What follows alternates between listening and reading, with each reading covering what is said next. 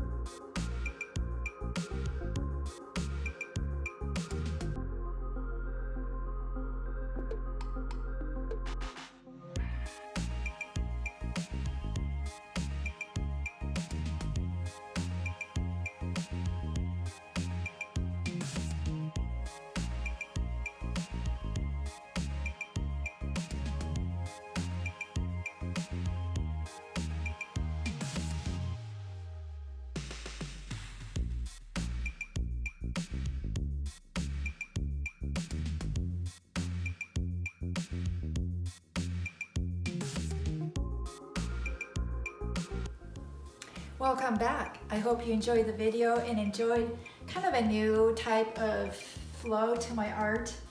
I'm trying different things, and this was a little more simple as far as the glass and everything, but I added a lot more movement, I guess, and dimension to this piece than before, and I just love the black background.